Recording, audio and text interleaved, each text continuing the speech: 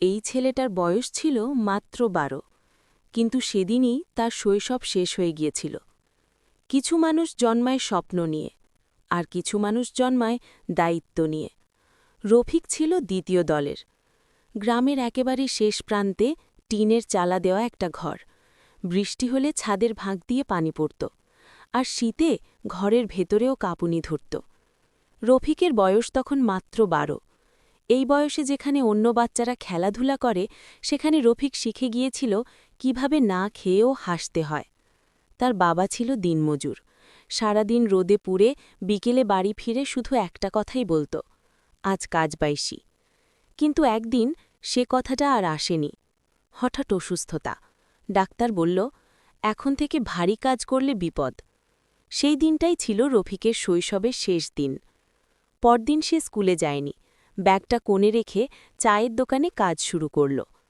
চা বানানো, বাসন ধোয়া, ঝাঁটা দেওয়া। দিন শেষে হাতে মিলত কিছু কয়েন। কিন্তু সবচেয়ে কষ্টের সময়টা আসত বিকেলে। স্কুল ছুটির পর বন্ধুরা হাসতে হাসতে বাড়ি ফিরত। রফিক চুপচাপ চায়ের কাপ হাতে দাঁড়িয়ে থাকত। চোখে জল আসত, কিন্তু সে কখনো কাঁদত না, কারণ সে জানত কাঁদলে সংসার চলবে না। রাত হলে দোকানের এক কোণে বসে পড়ত।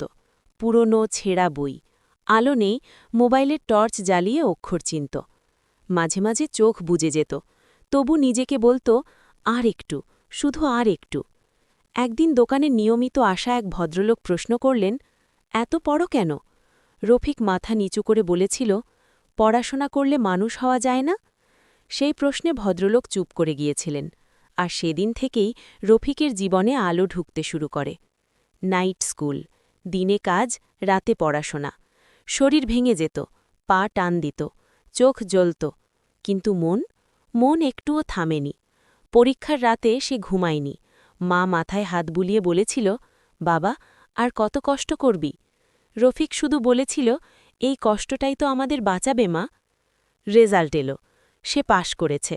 সেই দিনটা তার জীবনের প্রথম জয়। তারপর একটার পর একটা ধাপ, পিয়নের চাকরি, নিজে নিজে কম্পিউটার শেখা, সবাই চলে গেলে অফিসে বসে থাকা। অনেকে হাসত, বলতো, এত কষ্ট করে কি হবে? রফিক জানত উত্তরটা, তাই চুপ করে কাজ করে যেত।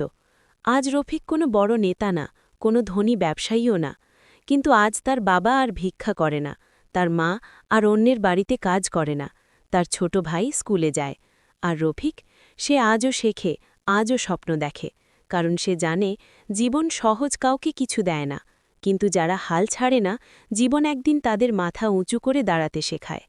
এই গল্পটা শুধু রফিকের না, এই গল্পটা তাদের সবার, যারা থেমে যায়নি।